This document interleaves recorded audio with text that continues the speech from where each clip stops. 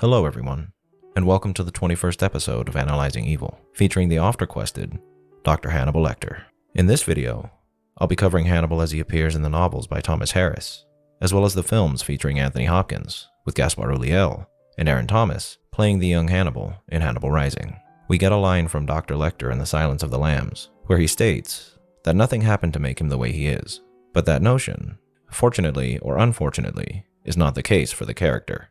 I know that some of you watching this video may loathe parts of the backstory Harris created for his character, but I cannot ignore the canonical and intended narrative of a character as laid out by his creator, and this video will go into every aspect of Hannibal that was given to us by Thomas Harris. I also understand that the only reason Thomas Harris wrote Hannibal Rising in the first place is because the producer of the latter three films, Dino De Laurentiis, told Harris he would collaborate with another writer to write a backstory for Lecter if he didn't. Nonetheless, the story is from Harris, and is thus canon. To simplify things, and to give us a solid structure to transition through, this video will contain 7 sections of varying length. First, I'll be providing a summary of information regarding Lecter's backstory to those who are either unaware of it, or who need to refresh their memory on the subject. Second, I'll be delving into Lecter's relationships with the people closest to him, as well as those few who he encountered that he didn't murder or mutilate. Third will be a breakdown of the talents and skills he employs throughout the series, as well as his appearance and mannerisms. The fourth section will be an overview of his personality and psyche. In the fifth section, we'll be delving into the many vices the Doctor has, his philosophies on life, and his beliefs, to see how they factor into the lifestyle he lives, as well as the crimes he commits. In section 6, we'll classify his murders and crimes by motive, and go through some of the methods he employed, as well as how everything we discuss in the previous sections tie into his crimes.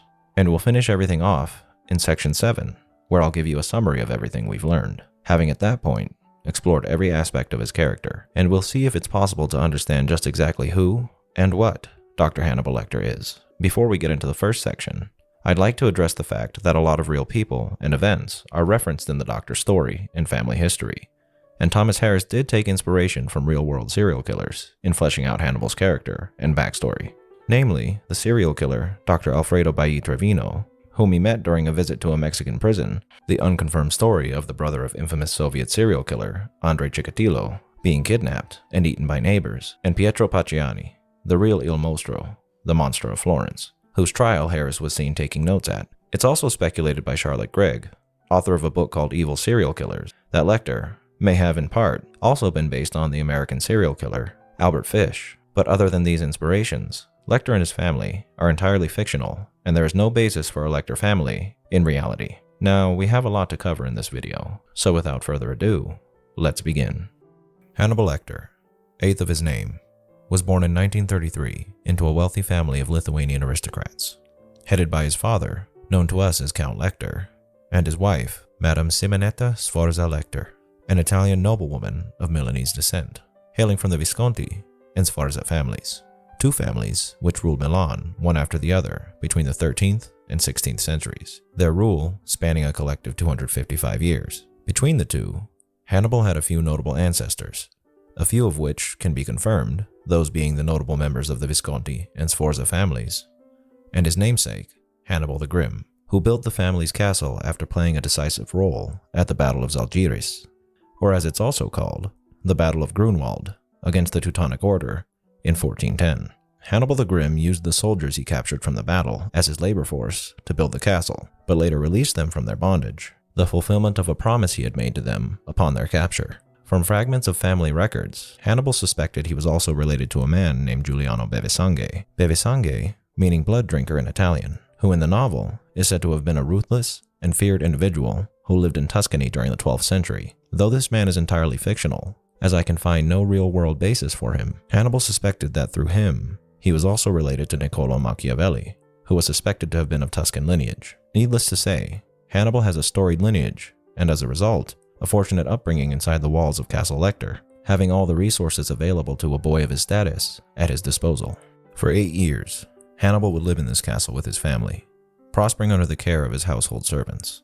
In his 6th year, he would at first scorn, but then welcome into the world, his sister Misha, who he came to love dearly. All was well in Hannibal's life, until June 23rd of 1941, When his family evacuated Lecter Castle in fear of the imminent German invasion that was sweeping its way through Eastern Europe, Hannibal and his family fled to the safety of their hunting lodge deep within the Lithuanian forest, where they survived for the 3 long years of the German occupation of Lithuania. However, in that 3rd year, as the Red Army was making its way across Eastern Europe, a Soviet tank crew happened to stop at the lodge for water. A German pilot that may have been tailing the tank caught the tank in the lodge in his sights and proceeded to open fire upon the tank, losing the fight in the process and crash landing directly into the tank, causing an explosion that took the lives of Hannibal's family and everyone else in his household, save for Misha. Rendered orphans, Hannibal and Misha were left to fend for themselves during the harsh Lithuanian winter, and, to further add to their misery, they were eventually found by Grutas and his crew. In order to survive, Grutas and his friends eventually kill and devour Hannibal's sister Misha, making a broth from her remains and feeding it to Hannibal. This event found its way into Hannibal's memory palace as a dark shed at the edges of its grounds, one where he could not tread, a memory repressed by his mind due to the horrible trauma it caused. It was only later in his life, during his time in Paris, that, through the influence of drugs, he would remember what happened to his sister, a memory that would have an effect on multiple avenues in his life, which we'll be exploring in the next section of this video. After the lodge is destroyed, and his captors have fled, young Hannibal wanders into the Lithuanian wilderness with a chain around his neck, until he stumbles upon a Soviet tank crew, who take him back to Lecter Castle, which has now been converted into an orphanage. Hannibal, after enduring the trauma of the last few months, would not speak again for over 2 years, and it was at this orphanage that he first began to show some semblance of martial skill when retaliating against the other boys who bullied him, while also showing a softer side towards the younger children of the orphanage, harkening back to his relationship with his sister. In the film, Hannibal eventually escapes the orphanage, but in the book, he's taken to France by his uncle, the painter Robert Lecter, where his wife Lady Murasaki waited at their estate by the Essonne. Hannibal would flourish here, learning new and refining existing skills during his time studying in medical school and under the care of his aunt and uncle. Hannibal at this time would go on a journey towards rediscovering the tragedy that befell Misha. And this is as far as we'll go for now for Hannibal's backstory. I've left out quite a lot of important events that occurred during these years, but we'll soon be exploring those key elements in other sections of this video. So far, we've touched on 3 key things: Hannibal's birth into an aristocratic family, his attachment to his sister, and a mention of his memory palace. The first, his birth into an aristocratic family, is a window into the development of Hannibal's high-class taste. Being born into a privileged family, and then subsequently raised in another privileged household, explains how Hannibal grew to develop such refined tastes in all things. However, he's also had his share of hardship and misfortune, but these events didn't seem to humble him in any way, and his taste for the luxurious and the taboo only grew as time went on. I made small mention of his memory palace, which isn't something present in the films, but something prevalent in the novels, and we'll be covering it more in a later section. Now that we've given ourselves a refresher on his background, let's move on to section 2. In this section, we'll be covering each of Lecter's important relationships and their positive or negative effect on him, as well as the lasting impact they had on him. We won't be going over characters that were involved in his crimes, as they'll be addressed in section 6. This includes Will Graham, Dr. Chilton, Francis Dollarhide, James Gum, and Mason Verger. Let's begin with Hannibal's parents. Hannibal seemed to have a loving relationship with both his father, Count Lecter, and his mother, Madame Simonetta, remembering them fondly well into his teenage years. Though it would seem he had more of an attachment to his mother than his father, he still remembered him well, but cited that he was less warm and more guarded than his Uncle Robert.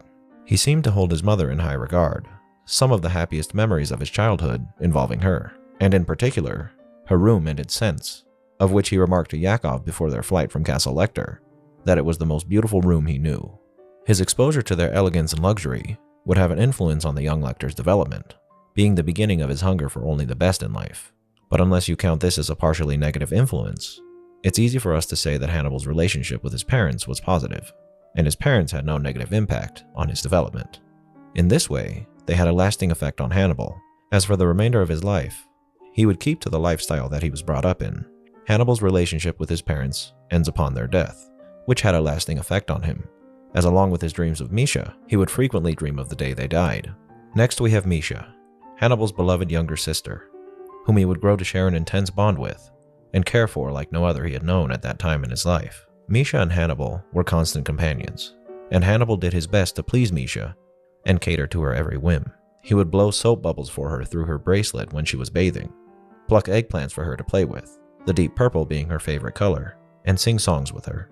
This attachment to Misha, and her subsequent death, had a deep impact on the young Hannibal, and any inkling of Hannibal leading a normal life died the same day as his sister. Suffice to say that Hannibal's relationship with Misha was one of the most impactful, loving relationships of his childhood, and would have a lasting effect on him as he grew older. It's important that we also mention Mr. Yakov, Hannibal's tutor at Castle Lecter. Through Yakov, Hannibal would learn much, including what he referred to as the keenest single pleasure of his childhood, that being his understanding of a non-mathematical proof of the Pythagorean theorem presented to him by Yakov through tiles in the sand, stating that the rush of understanding he felt like being launched from a catapult. Not only would his tutor further his education, but he would also present the young Hannibal with two concepts, both of which would become instrumental in Hannibal's success throughout his lifetime. The first was a response Yakov made to Hannibal when he asked him if he was worth his time. Yakov responded to Hannibal, and I quote, "Every person is worth your time, Hannibal. If at first appearance a person seems dull, then look harder. Look into him." Hannibal would display this interest in nearly every person he encountered for the remainder of his life. He would always be curious of the people he encountered, probing them with questions and assumptions as he strived to learn the inner workings of a person's soul. The second concept is the idea of a memory palace, presented to us first in the novel Hannibal. A memory palace is a place in the mind of an individual constructed to organize various thoughts in sections. In this case, rooms within a palace in your mind. Hannibal is gifted with a near photographic memory, and this, perhaps the greatest gift given to him by his tutor, would be where Hannibal would archive every experience, every taste, every smell he ever encountered. This gives him the ability to quickly and easily access any information about any manner of subject, as well as giving him the ability to endlessly entertain himself in times of both distress and boredom. Next in line is Hannibal's uncle, Robert Lecter, and his aunt, Lady Murasaki. Robert doesn't make an appearance in the film, cited as being dead upon Hannibal's arrival at his home. But in the novel, Hannibal Rising, Robert is the one who comes to collect Hannibal from Lecter Castle after the war. Hannibal would share a tender moment with his uncle Robert, which can be found in Hannibal Rising in chapter 18, where his uncle explains to Hannibal that their family is somewhat unusual, and proceeds to show him a spot in his studio that he set aside especially for Hannibal. While this relationship was warm and caring, Hannibal would find himself drawn to his aunt more so than his uncle, perhaps out of fond memories for his mother and sister, a desire to have a replacement for them, the definite attraction he felt to his aunt, or all three. Hannibal would fall in love with his aunt over the time he knew her, experiencing feelings he had never felt before meeting her. Lady Murasaki would be his frequent confidant, inspiration, and guardian, having a lasting effect on Hannibal throughout his entire life, helping to shape him into the man he would become and affecting his views and attachment towards a certain woman later in his life, just as his mother and sister did. As for a positive or negative impact, I'd have to say that much like Misha, Lady Murasaki had both a positive and negative impact on Hannibal, being that he learned a great deal from her, but he also suffered due to his attachment to her. It's interesting to note that the first three most impactful relationships of his life, other than his tutor Yakov, were all women, and as Hannibal matured, it seems he would keep this preference towards women, with a sort of antagonistic attitude with much of the men we see him encountering throughout the series. Next is a rather minor character in Hannibal's life, but impactful nonetheless, Margot Verger. Margot wasn't featured in the film, but in the Hannibal novel, she is one of the driving forces behind Hannibal's maiming of Mason Verger. Margot was a patient of Hannibal's, just as Mason was. When she divulged to Hannibal all the terrible abuse she had suffered in her life at the hands of Mason, Hannibal suggested to her that she kill him. His knowledge of her abuse, coupled with knowledge of Mason's other atrocities, which we'll cover when we get to him, is what drove Hannibal to attempt to rid society of Mason. It's also possible that Hannibal's soft spot for children factored into this as well. When he's in Mason's clutches at the end of the novel, he even speaks to Margot in a friendly way, and even tries to help her in getting some of Mason's semen to inseminate her wife. Call it what you will, positive or negative, but Margot and her story certainly had an impact on Hannibal. The last two characters we'll talk about in this section had quite the relationship with Hannibal. Barney was Hannibal's caretaker for 6 out of the 8 years he was locked in the asylum. Barney was always courteous with Hannibal, and took care of him to the best of his abilities, and with what limitations he had to follow regarding the doctor's care. Barney and Hannibal would have long talks during the nights of his incarceration, about all manner of subjects. Hannibal respected Barney for not only his courtesy and manners, but for the conversations they had, and for his desire to learn. Above all else, Barney treated Hannibal like a human, and not as a subject to be researched, or a monster to be feared. And I think it would be true enough to say that the relationship Hannibal and Barney shared was that of friendship, a relationship not otherwise seen between Dr. Lecter and other people throughout the series, and they both benefited from one another's company. Barney in what he learned from Dr. Lecter, and Dr. Lecter from the privilege of civilized company during his confinement. And at last, we have the most impactful relationship Hannibal had with another person besides his sister, Clarice Starling. Initially interested in Starling, in the way a man like Dr. Lecter becomes interested in another person, Dr. Lecter uses Starling for his own amusement, to satisfy his desire for toying with people and probing their minds. He initially mocks her appearance, chastises her about her background, and muses that she's only been sent to him to serve as a pretty piece of bait in luring him to cooperate. But over time, he becomes genuinely interested in her independence, potential, intelligence, resourcefulness, and her beauty. This interest, infatuation, and obsession with Clarice culminates in Hannibal wishing to have Clarice take the place of his sister Misha, to brainwash her into becoming his sister. In the film Hannibal, this doesn't happen at all, and it's clear here that Hannibal desires to take her as his lover, eventually resulting in Hannibal losing a hand in his attempt to escape capture from the police after she rebuffs his advances. But in the novel, Hannibal brainwashes Clarice with an unknown concoction of drugs and puts her in a hypnotic state that has her revealing her innermost self. Here she takes joy in the mutilation of Krendler and partakes gladly in the dinner Hannibal prepares for them. She ends up convincing him to abandon his hopes for Misha's return, and instead convinces him to take her as his lover. They end up living what appears to be a happy life in Argentina, living the high life together. He finds in Clarice what he's been searching for since the death of his mother and sister, which he attempted to find in Lady Murasaki, a release from his pain and a replacement for the love he lost. Section 3. Let's start this section off by covering one of the most crucial and notable things about Hannibal: his intellect. From early on in his childhood, Hannibal was noted to have been an exceptionally intelligent individual.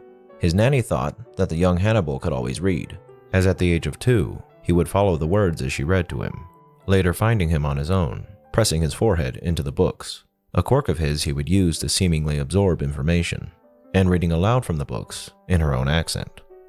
His father provided for his young son dictionaries in English, German, and Lithuanian, which Hannibal undoubtedly spent hours poring over. At 6 years old, he was reading through Euclid's Elements, a mathematical treatise spread among 13 volumes, containing illustrations that Hannibal would again put his forehead against. Hannibal's intellect would continue to grow, taking it upon himself to take measurement of his castle's towers, using its shadows, a principle he took from Euclid. After his escape from Lithuania, Hannibal would go on to learn from varied and cultured sources. Hannibal is intelligent to the point that any and every concept is easily understood by him. And though he has his areas of expertise and his areas of base understanding, he's essentially a jack of all trades when it comes to studying any subject you can think of. 3 things are in tandem with Hannibal's intellect: his eidetic memory, or as it's more commonly known, photographic memory, his incredible perception, and his ingenuity. While it could be possible that a person might have as firm a grasp on their memories as Hannibal does without a photographic memory, but you'd certainly be hard-pressed to find someone who's capable of recalling even half the amount of information Hannibal has stored within his memory palace. This memory palace, and its use, also classifies Hannibal as a mnemonist, and mnemonics is an area of study for people to partake in if they wish to improve their memory. But a photographic memory, coupled with mnemonist practices, gives Hannibal an unimaginable source of memory, and the amount of information he contains within his own mind is staggering to say the least. With the ability to store even the tiniest details of a person or place in his mind, and without this natural talent in a photographic memory, and his practice skill as a mnemonist, Hannibal wouldn't be able to perform the incredible intellectual feats he displays throughout the series. His perception into the minds and hearts of people is chilling, as Hannibal is not only able to surmise the background and mind of an individual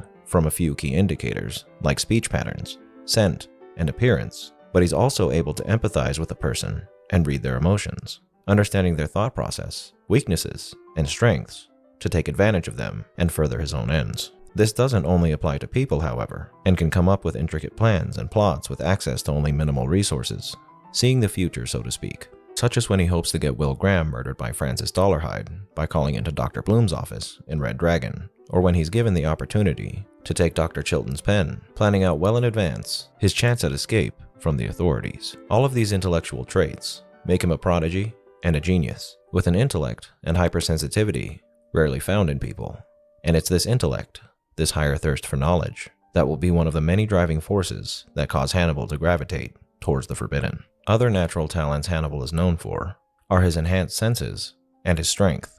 Hannibal is gifted with a natural strength that is described as being comparable to an ant's, which is an over-exaggeration, as if that were the case, he would have no problem in escaping anyone or anything in his path. But he is exceptionally strong, especially for a man of his stature. His senses are heightened and refined beyond anything typically capable of a human being, except those who have certain senses attuned to compensate for lack of another, such as in the blind or deaf. He can smell even the slightest scents on a person, able to pick out the individual ingredients of perfumes, lotions, and foods through scent alone, and to recognize the many complex scents coming off of a person, storing their scent away in his memory palace to easily identify them later. His palate coincides with his sense of smell, and Hannibal had an appreciation for the culinary arts, ever searching for new and divine cuisine to expand his already vast sense of taste. His hearing was such that he could pick out the flute of Benjamin Raspail playing poorly in the Baltimore Orchestra, and his eyes were able to store an accurate picture of everything he ever saw into his memory palace. From the shoes a person wore to the finer details of the buildings in Florence, Hannibal sees everything, and nothing goes unnoticed beneath his penetrating gaze. Last, of course, is his sense of touch, to which he was highly attuned, frequently observing the complexities of an object and appreciating the slightest details of even the most mundane things. Hannibal's appearance and mannerisms also coincide with the traits we've just discussed. He's lithe, short of stature, and wiry and sinewy in his strength. His maroon eyes, which he inherited from his mother, are flecked with red and shimmer in the light, and he has tight, slicked-back black hair that begins with a widow's peak. To add effect to the character's person, Anthony Hopkins chose to blink seldomly, and while his eyes weren't that strange maroon color, it certainly added to the intensity of Dr. Lecter. He's said to have small white teeth and a distinctively red small tongue that he enjoys poking out from between his teeth. His voice is described as cultured by Clarice in The Silence of the Lambs, and in the films, he speaks with an air of elegance. Though absent in the films, in the books, Hannibal has a perfectly replicated middle finger on his left hand, known as mid-ray polydactyly. Hannibal moves with grace and respect, ever polite in the way he addresses people, and in the way he holds himself, putting on a straitjacket as if it were dinner clothes, and never erring from courtesy when speaking. He's also described many times throughout the series as being unnaturally still, as if he truly were planning each movement before moving even an eyebrow muscle. In short, Hannibal's appearance is that of someone who's in total control of every facet of their body, who takes great care in every movement they make, and every word they speak, a body that deceives and disarms a person. His clothes, when not in an asylum or on the run, are expertly tailored and form-fitting, giving him the air of a gentleman of the highest caliber. In my view, the best way to describe Hannibal's strength, senses, and mannerisms is to compare them to that of a feline, and if I had to pick one, I'd pick a leopard, who is lithe and strong, with the enhanced senses that Hannibal has. Overall, I'd describe Hannibal's appearance and mannerisms as unnerving and strange, yet charming and docile to those who don't pay close attention, with elegance and sophistication in every movement he makes. Section 4. Personality and Psyche. As far as personality goes, Hannibal is above all an incredibly charming and courteous individual, and this factors into every quirk of his personality. He's amiable and able to disarm nearly anyone. He's not jovial, but polite and entertaining, able to give off the impression of a calm and collected individual without being snobby. He's reserved, but mostly out of courtesy, except, of course, when he's flaunting his intellectual prowess. Hannibal knows he's smarter than 99% of people, but he rarely feels the need to overtly express his intellect. He'll speak to you about intellectual topics, but only when appropriate, and never in a condescending way. It's only when he's up against a perceived adversary that he begins to one-up a person with his keen observations of their appearance and character. Another aspect of Dr. Lecter's psyche is his psychological sadism. He isn't too sadistic when it comes to physical pain, but Dr. Lecter absolutely loves to toy with his victim's mind. In this way, he's also like a feline, in that he likes to bat around his prey with his intellectual paw, playing with them before going for the kill. He knows how to find your buttons, and he decimates, not pushes them. He's smug, in a way that almost feels earned, as he's rarely defeated when challenged by another person. But I wouldn't go so far as to call him a narcissist. Before his crimes, Hannibal was perceived as the perfect gentleman, and one was grateful to have a man of such stature and elegance in your presence. After the revelation of his crimes, and his perception by the public as nothing short of a monster, Dr. Lecter became a much more daunting and feared individual. To be in front of the incarcerated doctor was seen as a terrifying ordeal, as he was a man who no longer had any reservations about toying with anyone and everyone, and would now aim his intellect, pinpoint, against your very soul. He still maintained a reputation as one of the country's greatest minds in the field of medicine, and was still very much respected in many circles, along with being feared. Dr. Lecter's personality can best be described as being reserved, but subtly and expertly vicious when necessary. Now, onto his psyche. This aspect of the doctor is an incredibly mystifying area to study, as has been noted by many professional psychologists over the years. Hannibal Lecter's psyche is rather unrealistic as far as giving him a specific label. The most common labels we give to serial killers, antisocial personality disorder, psychopathy and sociopathy, dissociative personality disorder, narcissistic personality disorder, do not fit in totality for Dr. Lecter. He's referred to in the novels as a true sociopath, namely by Will Graham, who, in a conversation with a police officer, states the following. They say he's a sociopath because they don't know what else to call him. He has some of the characteristics of what they call a sociopath. He has no remorse or guilt at all, and he had the first and worst sign, sadism to animals, as a child. Both Drs. Bloom and Chilton seem to agree with this assessment as well, referring to him as a pure sociopath. Dr. Chilton believes he truly is, but he's hiding the more defining traits of sociopathy remarkably well. That may or may not be true, though likely it isn't true. Let's take a look at the parameters of not just sociopathy in particular, but antisocial personality disorder, and see which ones apply to Dr. Lecter, so we can be as accurate as possible in this assessment. Disregard for right or wrong. I'd have to say this is true of Dr. Lecter, in a sense. It's not that he disregards it, but that he defies it, believing societal norms to be at odds with what is truly right and wrong. Persistent lying or deceit to exploit others. He hardly ever lies, but he is deceitful, especially when attempting to outmaneuver his adversaries. But before his capture, I'd imagine that he didn't make a habit of lying or being deceitful, as he despises the trait in others, being callous, cynical, and disrespectful of others. This is certainly true of the doctor, when again, he's up against an adversary. But outside of that, he's polite and courteous to essentially everyone, using charm or wit to manipulate others for personal gain or pleasure. I think this is a weak yes. He does so in his plots to murder and consume people, and in his battles against his opponents, like when he charms a clerk into giving him Will Graham's address, and when he convinces older rich members of his practice to sign away parts of their fortune to him. But I don't think it's an obsessive and constant tactic he employed in his everyday life, recurring problems with the law, including criminal behavior. Obviously, Dr. Lecter has been apprehended by law enforcement once, but this could hardly be called recurring. He had problems with Inspector Popeil in his youth, and then would evade capture for many years after his escape from the Baltimore institution. But he didn't have constant issues with the law during his lifetime. Now, these are the traits that partially apply to Dr. Lecter, but there are several others that the doctor doesn't exhibit at all. Those being repeatedly violating the rights of others through intimidation and dishonesty, impulsiveness or failure to plan ahead, hostility, significant irritability or agitation, aggression or violence, unnecessary risk-taking or dangerous behavior with no regard for the safety of self or others, poor or abusive relationships, failure to consider the negative consequences of behavior or learn from them, being consistently irresponsible to fulfill work or financial obligations. The only one that can slightly be applied to him is the aggression, which he does experience bouts of anger, but who doesn't?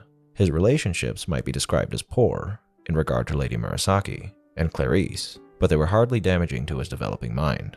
Any similar set of parameters you find that are associated with psychopathy, sociopathy, or antisocial personality disorder will lead you to the same result. Dr. Lecter is only partially compatible with these conditions. As I said before, I wouldn't call Dr. Lecter a narcissist or state that he has narcissistic personality disorder, but Dr. Lecter is in some ways a narcissist, although not a very overt one, and he's also a showman to a certain degree, as when he commits some of his murders, he makes sure to do it in a symbolic way.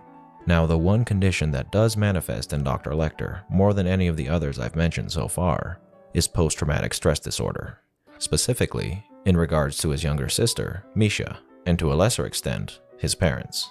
Dr. Lecter was so traumatized by his younger sister's death that he repressed the memory of it for north of 5 years during his adolescence, frequently experiencing terrible but foggy nightmares surrounding the incident. This would have a notable effect on the doctor, as well into adulthood. He exhibited the ramifications of this disorder, frequently dreaming of his sister, even after he had satisfied his need for revenge, and striving to bring his sister back to life in the form of a replacement in Clarice. Section 5. Vices, Philosophy, and Beliefs. We can't fully know Hannibal until we know what in part drives him forward in life, that being his many vices. Hannibal, being born and raised in a cultured and wealthy family, had a taste of luxury from the moment he was born. In his never-ending quest for higher knowledge, he would happen upon more and more extravagant food, commodities, clothes, cars, music, and people as he journeyed through life. A specific line from the Hannibal novel applies particularly well for Hannibal. Taste, the wine, the truffles, taste in all things, was a constant between Dr. Lecter's lives in America and Europe, between his life as a successful medical practitioner and fugitive monster. His face may have changed, but his tastes did not, and he was not a man who denied himself. While his cannibalism was partially explained by the trauma he suffered when his sister was eaten by Grutas and company, I believe that had this have not happened, Hannibal may have ventured into cannibalism of his own volition. That line from Clarice is key. Hannibal is not one who would deny himself. After tasting the finest caviar, dining on the most extravagant meats, and eating luxurious culinary delights from all across the world, why should he deny himself? Why should he deny himself anything just because it's forbidden? All the better reason to pursue it.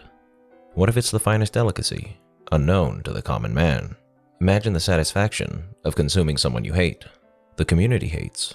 They may not have served much of a purpose in life, so the least they could do is provide some use in death.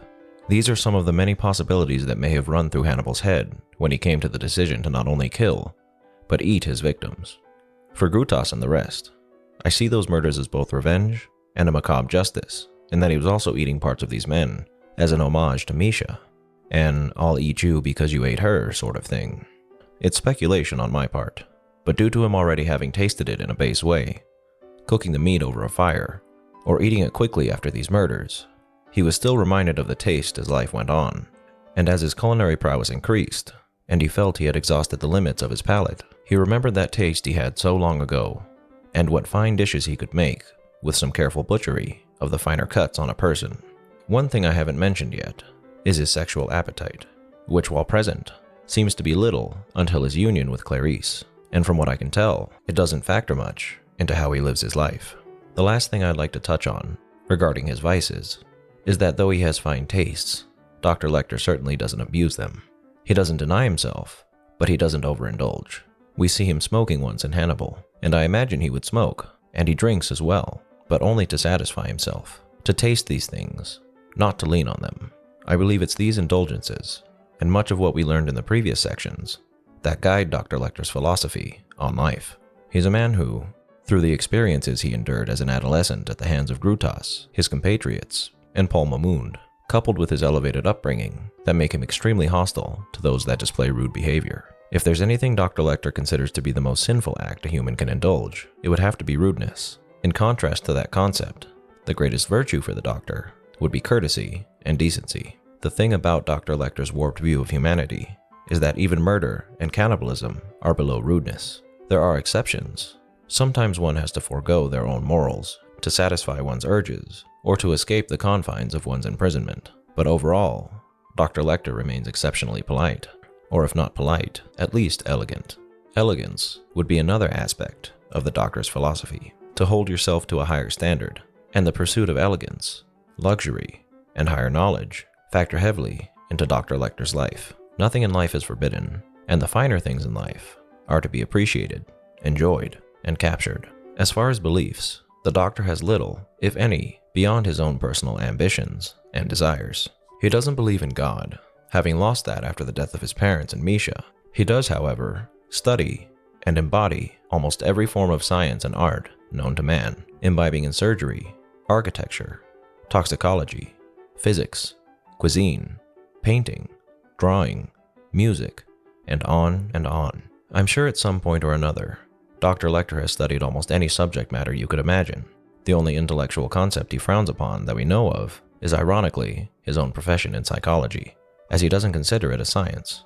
I imagine it's more about perception and attention to detail to Dr. Lecter, rather than anything that can be explicitly studied.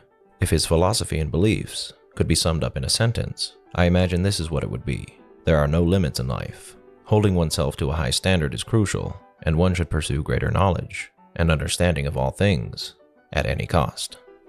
Section 6. Victims, Crimes, and Motives. Now we've finally arrived at the true evil of Dr. Lecter, his many crimes.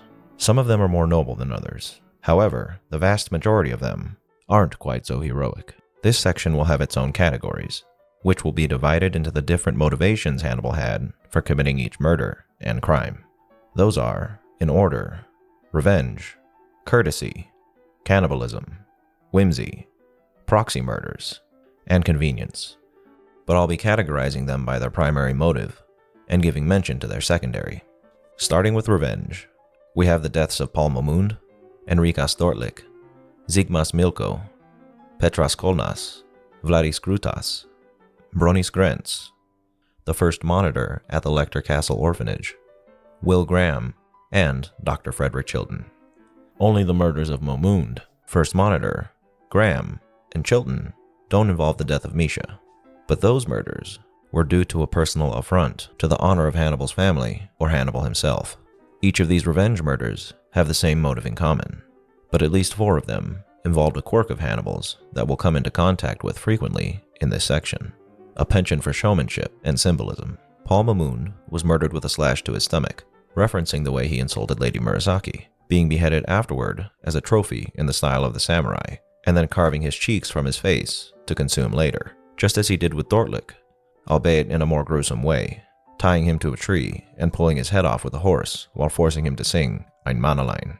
For Grutas, he carved a multitude of M's in his skin in honor of Misha, and with First Monitor, he impaled him through the hand and set a bear trap for him that had the word sing written on it, a reference to the First Monitor chastising Hannibal for not singing Stalinist songs.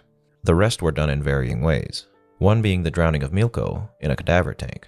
And, as Hannibal's first murders, these would make him a more vengeful killer at this particular moment in his history, with a penchant toward symbolism in his kills.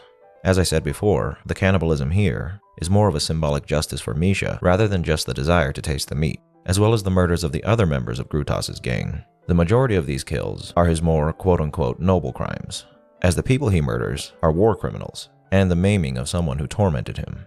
And with that in mind, these particular murders could be considered vigilantism, which may or may not be morally sound based on your views on the subject. Personally, I don't feel bad for any of them, but vigilantism isn't exactly something to be encouraged, no matter how correct it may seem. This subject may warrant its own video, as vigilantism is an interesting concept. Let me know what you guys think of that idea down below. Graham wasn't mutilated to begin with because of revenge, rather out of a desire to escape apprehension. But the second time, Dr. Lecter influenced Francis Dollarhide to travel to Will's house to murder both Will and his family. He ended up mutilating Will's face in the novel, and according to Jack Crawford, Will was now drinking himself into a stupor due to the traumatic circumstances of everything he's gone through. This was retribution for his capture by Will, showing that Hannibal wasn't what you would call a good sport, and holds grudges against those who interfere with his plans and his life. He held a similar grudge against Dr. Chilton, but the primary reason seemed to have been just out of plain hatred for the man. He considered him not only rude, but incompetent, and Chilton was the primary antagonist to Dr. Lecter during his years at the Baltimore Asylum. This is an unknown, as we never get confirmation that he kills Chilton, but it's heavily implied that he did, and likely tortured and cannibalized him as well in return for the torment he caused him. Our next category, courtesy kills, which I have named such because Dr. Lecter believed he was doing the community a courtesy by committing these murders, is considered a just and proper reason to murder a person, according to Dr. Lecter.